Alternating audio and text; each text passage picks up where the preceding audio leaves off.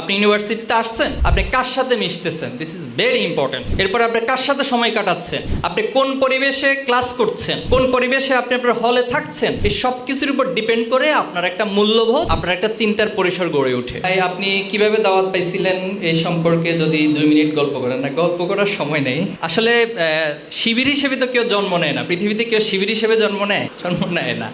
যারা আলমে আরোহার গল্পটা জানেন, কোরআনে পড়ছেন অথবা অন্য কোনো জায়গা থেকে স্টাডি করছেন, তারা জানেন যে আলমে আরোহাতে আল্লাহর সাথে আমাদের একটা কথোপকথন হয়েছিল, সেখানে একটা কমিটমেন্ট হয়েছিল আল্লাহর সাথে। আল্লাহ তাআলা যখন রূহগুলোকে সৃষ্টি করলেন, সবাইকে একসাথ করে এরকম একটা বড় সমাবেশ করলেন, সমাবেশ আয়োজন করে বলছেন যে আলাস্তু বিরব্বিকুম, আমি কি তোমাদের রব নই? এই রূহটা কি আমি সৃষ্টি করি নাই? তখন সবগুলো রূহ, ওই যে একটু আগে আপনারা স্লোগান দিলেন না যখন কবিতা আবৃত্তি করছিল, ঠিক অথবা হচ্ছে জি বলে জোরে চিৎকার দিয়েছে, ঠিক সেম ওয়েতে সেদিনও প্রত্যেকটা রূহ বলেছিল অলু, তারা বলেছিল বালা বলে এভাবে জোরে চিৎকার দিয়ে উঠছিল। তার মানে হ্যাঁ, অবশ্যই আপনি আমাদের রব। এখানে আল্লাহ রাসূলুল্লাহ সাল্লাল্লাহু আলাইহি ওয়াসাল্লাম একটা হাদিস, প্রত্যেক বনি আদম দ্বীনি ফিতরাতের উপর জন্মগ্রহণ করে। কারণ কি? কারণ ওই যে আলমে আরোহাতে তার সাথে আল্লাহর সাথে একটা কথোপকথন হয়েছিল।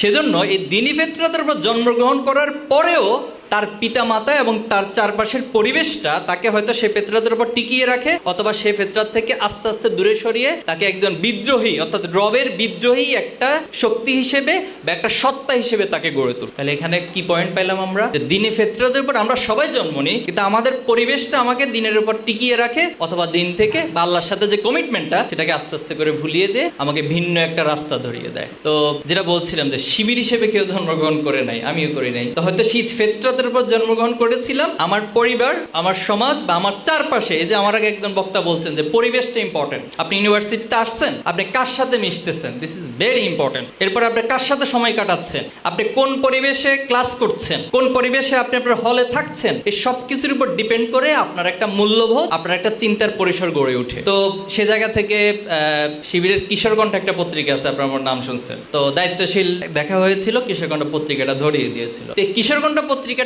আরো যেটা সে ফিতরাতের সাথে নতুন একটা মাত্রা যোগ করছে, যে চিন্তাগুলো এবং আমাদের যে চিন্তার একটা স্টেজ আস্তে আস্তে তৈরি হয়, একটা ফ্যাকাল্টি তৈরি হয়, সেই জায়গাটাতে ভালো মন্দ বোঝার একটা চমৎকার গাইডলাইন তৈরি করে। এটা অবচেতন মনেই হচ্ছে আপনাকে সেই গাইডলাইনটা দিয়ে যায় কিশোরকণ্ঠ, সে কিশোর বয়স থেকে। তো আলহামদুলিল্লাহ এরপর দায়িত্বশীলের লেগেছিলেন দীর্ঘদিন। তবে আমি মান উন্নয়ন, শিবিরের একটা টার্ম আছে মান উন্নয়ন, রাইট?